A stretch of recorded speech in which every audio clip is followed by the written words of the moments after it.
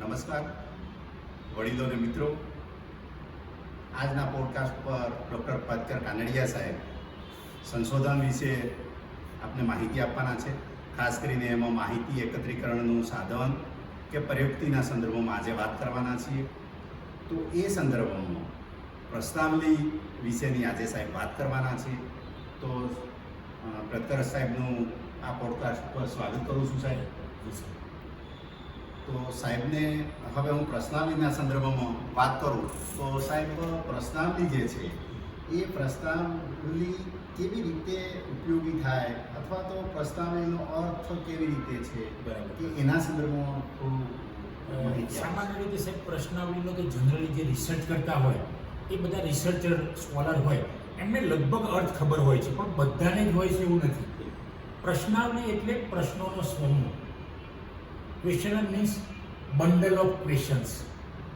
પ્રશ્નોનું બનેલું પત્રક, એને બીજી રીતે પણ કહી શકાય. ટૂંકમાં તમે જે રિસર્ચર તરીકે માહિતીદાતા જોડેથી જે તમારે માહિતી લેવાની છે એ માહિતીને લગતા પ્રશ્નો હોય અને એ પ્રશ્નોનું એક યાદી, પત્રક અથવા તો સમૂહ, એને આપણે સામાન્ય રીતે કહીએ પ્રશ્નાવલી, ક્વેશ્ચનર જેને કહીએ છીએ. તો આ એ સર વિભાવનાના અર્થમાં અથવા તો અર્થ જે કહીએ એ આ પ્રશ્નાવલીનો અર્થ થાય.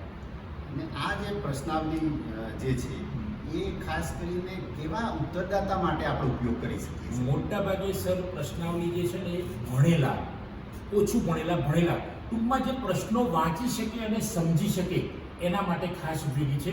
નહીં તો તકલીફ શું થશે, બીજાની જોડે જે ઉત્તરદાતા ભરાવશે તો પેલો કહેવા કંઈ માગશે, પેલો સમજશે કંઈ, એટલે કદાચ ઉત્તરો ખોટા અથવા તો અસમંજસવાળા આવવાની શક્યતા વધી જાય. એટલે મોટા ભાગે ભણેલા અથવા તો ઓછું ભણેલા, વાંચી શકે એવા માણસોની પ્રશ્નાવલી અથવા તો સમજી શકે એવા માણસો માટે હોય. પ્રશ્નાવલીના સાહેબ હવે પ્રકાર વિશે વાત કરો. પ્રશ્નાવલીના પ્રકાર આમ જનરલી તો 3 જ કહું છું અત્યારે હાલ જે રૂટીનમાં ચાલતું હોય સાહેબ. એક તો બંધ પ્રશ્નાવલી, મુક્ત પ્રશ્નાવલી અને મિશ્ર. આ 3 સામાન્ય રીતે આપણે કહીએ. બંધ પ્રશ્નાવલી એટલે લગભગ હા નામાં જવાબ હોય અથવા તો રિસર્ચરે પહેલાંથી એના જવાબો નક્કી કરેલા હોય, ઓપ્શન આપેલા હોય, 4 ઓપ્શન આપેલા હોય, એમાંથી કોઈ પણ એક પસંદ કરવો. ધારો કે તમને એમ કહેવામાં આવે કે ભાઈ તમને ગરમી ગમે છે, હા અથવા ના, તો એ ક્લોઝ કહેવાય, ક્વેશ્ચનર ક્લોઝ એન્ડેડ. અથવા તો 4 ઓપ્શન આપ્યા હોય, તમને કઈ ઋતુ ગમે છે, તો શિયાળો, ઉનાળો, ચોમાસું, એકે નહીં, તો કોઈ પણ એક ઓપ્શનમાંથી કરશે. તો આને આપણે કહીશું ક્લોઝ અથવા તો બંધ પ્રશ્નાવલી. હવે સાહેબ મુક્ત પ્રશ્નાવલી છે, એમાં એવું લખવામાં આવશે, આ ગરમીના સંદર્ભમાં જ વાત કરીએ, અત્યારે ગરમી ચાલી રહી છે, કે ગરમી વિશે, આજની ગરમી વિશે તમે જણાવો પ્રશ્નાવલીમાં, અથવા તો ગરમીની સિઝનમાં કેવું લાગે છે, આવા પ્રશ્નો. એટલે ઉત્તરદાતા પોતાની રીતે પ્રશ્નોના જવાબ આપશે. મિશ્રમાં આ બંને પ્રકારના પ્રશ્નો ભેગા હોય એને મિશ્ર પ્રશ્નાવલી કહેવાય. એકદમ સરળ છે આ પ્રશ્નાવલીના પ્રકારમાં. Okay sir. એવી રીતે પ્રશ્નાવલીના જે લક્ષણો છે કે લાક્ષણિકતા છે કે ખાસિયતો છે, તો એના વિશે સાહેબ. પ્રશ્નાવલીની જનરલ સાહેબ ખાસિયતમાં આપણે જોઈએ તો પ્રશ્નાવલી સરળ હોવી જોઈએ પહેલામાં પહેલી વાર. કારણ કે રિસર્ચરનું લેવલ અલગ હોય, કદાચ માહિતીદાતાઓનું લેવલ અલગ હોય, તો એ સમજી શકે એવી સરળ હોવી જોઈએ. અને પ્રશ્નાવલીમાં પ્રશ્નો પણ ટૂંકા અને સમજી શકાય એવા હોવા જોઈએ. ટૂંકા અને સમજી શકાય એવા હોવા જોઈએ. પ્રશ્નાવલી બહુ લાંબી ન હોવી જોઈએ. કારણ કે લાંબી હશે તો ઉત્તરદાતાને ભણવામાં કંટાળો આવશે, કાં તો 2-4 પ્રશ્નોના જવાબ આપીને મૂકી દેશે. પછી ઘણીવાર પોતાના મંતવ્યો લખવાના હશે તો એને ખબર નહીં પડે. તો આવા સમયે પણ એટલે પ્રશ્નાવલી ટૂંકમાં સરળ હોવી જોઈએ કે જે ઉત્તરદાતા સમજી શકે અને ઉદ્દેશ સંદર્ભિત હોવી જોઈએ. તમે જે સંશોધનમાં ઉદ્દેશ નક્કી કર્યા છે 2, 4, 5, 10, તે ઉદ્દેશ મુજબ જ એને કન્સર્ન બિલકુલ હોવું જોઈએ. જો ઉદ્દેશને કન્સર્ન પ્રશ્નાવલી ના હોય તે પ્રશ્નાવલી કહેવાય નહીં.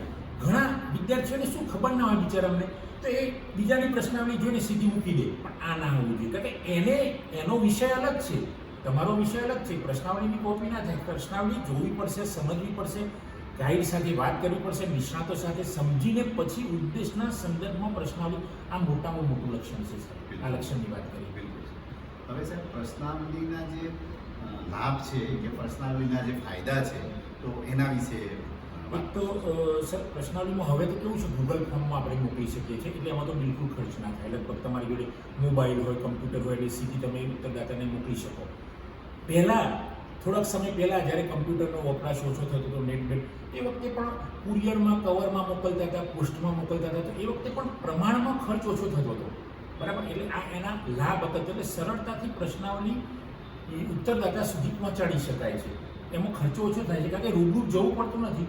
અને પેલા માહિતીદાતાઓ પ્રશ્નાવલી ભણી આ મોટામાં મોટા બે લાભ છે કે ગૂગલ ફોર્મ આવી ગયું છે અત્યારે એટલે સીધી તમને મળી જાય. એટલે ખર્ચ બિલકુલ ઓછો થાય છે, સમય બચે છે રિસર્ચરનો, એટલે સંશોધકનો સમય બચે છે. આ મહત્વના બે ફાયદા તો ઘણા કહેવાય સાહેબ, પણ હવે આજના આઈટીના યુગમાં આ બે મહત્વના ફાયદા છે. એવી જ રીતે સાહેબ ફાયદા છે, એવી રીતે એના ગેરફાયદા કયા છે સર? યસ. એના વિશે હા, ગેરફાયદામાં સાહેબ કેવું છે કે અભણ માણસને જો પ્રશ્નાવલી આપીશું તો એ ભરી નહીં શકે. શિક્ષિત ના હોય, અને કદાચ શિક્ષિત હોય પણ પ્રશ્નાવલીમાં રિસર્ચર હાજર રહેતો નથી. એટલે પેલો ભલે ગમે તેટલું ભણેલો હોય પણ જે રિસર્ચર માહિતી લેવા માંગતો હોય પ્રશ્ન પેલો સમજી ના શકે, એવા સમયે મુશ્કેલી પડે છે પ્રશ્નાવલીમાં. પછી પ્રશ્નાવલી ખૂબ લાંબી હોય એ પણ એની મર્યાદા છે.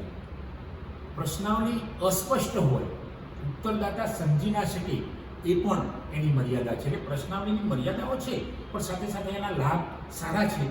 એટલે બે એ ઢંકાઈ જાય છે એમની મર્યાદાઓ છે. અને પ્રશ્નાવલી ટૂલ તરીકે, રિસર્ચ ટૂલ તરીકે ખૂબ સરસ સાધન છે. કારણ કે જનરલી સર્વેક્ષણમાં હોય, સર્વેક્ષણ મેથડમાં મોટાભાગે પ્રશ્નાવલીનો યુઝ વિદ્યાર્થીઓ, રિસર્ચર, સ્કોલર, આપણા જેવા અધ્યાપકો પ્રોજેક્ટ બનાવતા હોય, રિસર્ચ પેપર લખતા હોય તો આના માટે ઉપયોગ કરે છે. એટલે એકંદરે જોઈએ તો પ્રશ્નાવલી ખૂબ સરસ ટૂલ છે માહિતી એકત્રીકરણ, ઇન્ફોર્મેશન કલેક્શન માટે. તો પ્રશ્નાવલીના સંદર્ભમાં ખાસ કરીને માહિતી એકત્રીકરણના ટૂલ્સમાં પ્રશ્નાવલીના સંદર્ભમાં સાહેબે આપણને આજે ખૂબ સરસ વાત કરી, આપણને માહિતી પૂરી પાડે એવી વાત કરી. તો સાહેબનો આભાર આ તબક્કે હું માનું છું. અને આપ વિડીયો જોતા હો તો વિડીયો જોશો, અને સાહેબની યુટ્યુબ ચેનલ છે એ સબસ્ક્રાઈબ ન કરી હોય તો કરવા વિનંતી છે. આપ સૌનો આભાર.